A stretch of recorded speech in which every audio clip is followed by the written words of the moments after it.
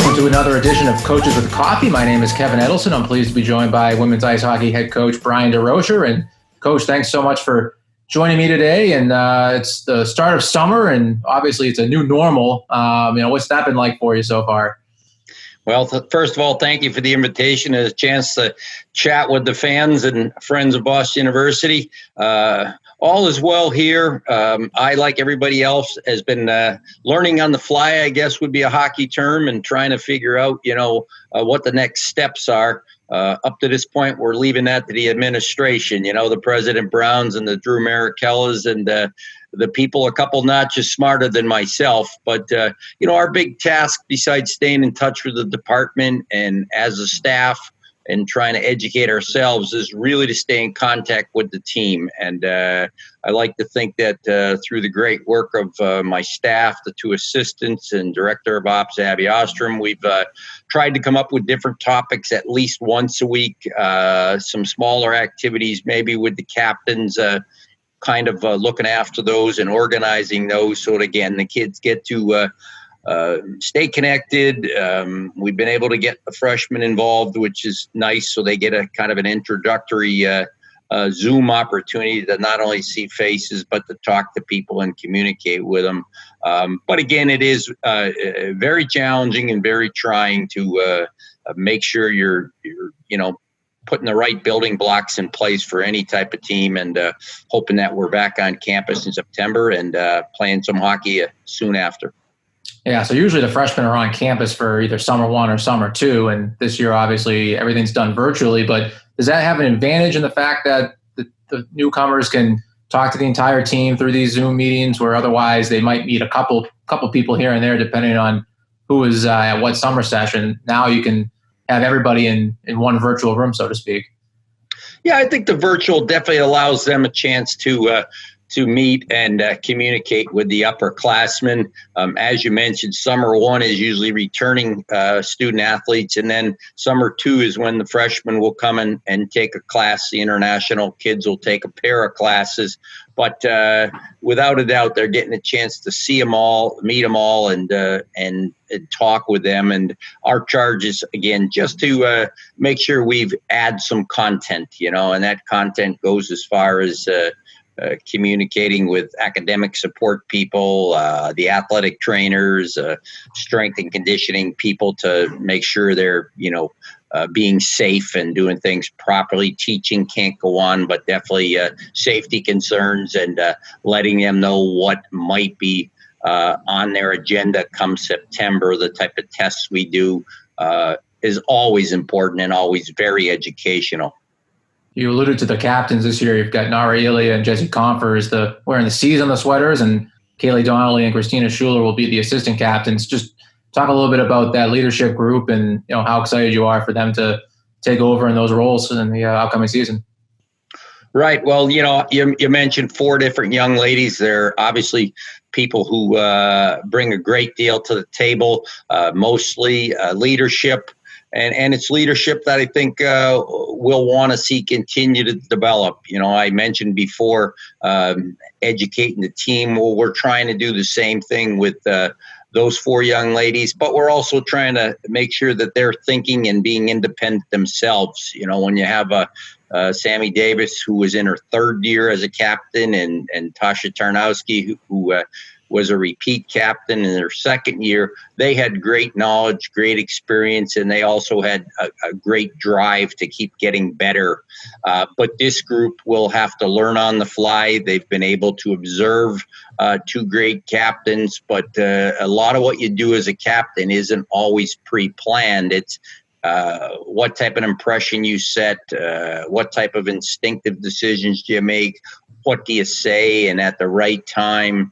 And, you're somebody who has a little bit of a target on your back. It's a good target in some ways, but it's one that always seems to have eyes on it, because you've got to make sure that you're a great leader, a great support. You put out fires when they might be there. And again, without talking about it, you just set the bar extremely high in how you carry yourself academically, athletically, and throughout the community. Earlier this week, Green Schroeder, Kate Stewart, and incoming freshman Andriana Calderoni were named to Hockey Canada's summer development camp. It'll be held virtually this year, but how nice is it to see those three recognized for all their hard work? Well, it's super. And, they've all been people who are talented athletes, but kids who have had to face some hurdles. Corrine was invited 2 years ago and then got skipped over last year and showed them that she was worthy of being there. Kate has made a miraculous jump in her fitness training, her off-ice conditioning, and has had two great years here at BU, even though it's been a little bit in a backup role. I'm very lucky. Our team's very lucky that we have two great goaltenders, but I think Kate's efforts have again been recognized by Hockey Canada. And then, Andy, she fought through some slight injuries as well. Is a kid who people see as a little bit of an undersized defenseman, but very talented. And she too has been part of U18 programs. And then I think had a year where, because of injury and maybe because she wasn't as healthy or prepared, didn't get invited back, but again has gotten on the radar and proven that she's a competitor and a hard worker. And I'm real excited for all three of them. Yeah, how nice is it to have two goaltenders and then Nicole McGuigan, your third goalie as well, to have that kind of competition and really set such a high standard at that position. Arguably the best goaltending tandem in the country last year was Kate and Corrine, and how consistent they were night in and night out. Yeah, and it's I look at that one statistic, the save percentage, to have two kids that were all right around 950 the whole year, and Kate's been close to that for her 2 years. Speaks volumes for their success and their accomplishments.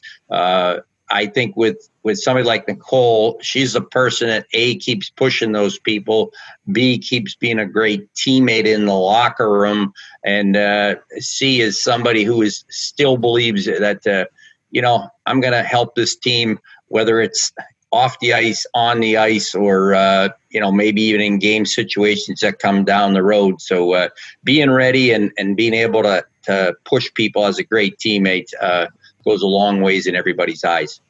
All right, we'll end on a light note.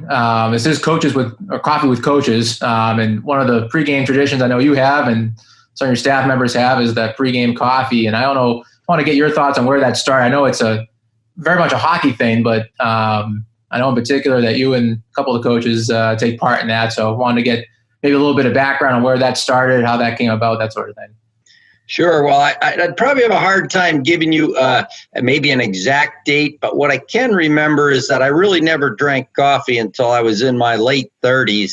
I think I've got worn down from being in the rink too often as a recruiter, and also drinking too much hot chocolate. So one day it might have been hot chocolate and coffee mixed. And then eventually it was that Tim Hortons coffee you can get in Canada and a few spots in the United States. So probably it parallels to somewhere around the my last year or two at Brown, but probably more so when I came back to BU in the mid 90s. And all of a sudden I kind of enjoyed the taste of coffee. I'm a cookie guy too, so right. I've got a decent arsenal of cookies that I can have, and usually will have at least a half of one, if not a whole cookie with it. But I owe a debt of gratitude to my assistant coaches who sort of sense when I'm behind the eight ball and I haven't got a coffee or we don't have a coffee maker in the building, and they'll come up with a coffee, but more importantly that the cookie that is awful tasty and awful good. Maybe it's the caffeine and the sugar, but a nice combination and maybe a relaxing part of a pregame ritual. Yeah, it's funny. We'll have to figure out what the record is. Cookie before the game, no cookie before the game, coffee, no coffee, that sort of thing. We'll have to figure out how well the team does. We'll put the onus on the sports information folks or the assistant coaches. Make sure to keep that record going. On a good note, get you that coffee. That would be a good idea. We'll test that theory this year, maybe. That's right. Well, Coach, thanks so much for taking the time to chat with me, and we'll look forward to catching up at some point in the future. My pleasure, and you have a great day.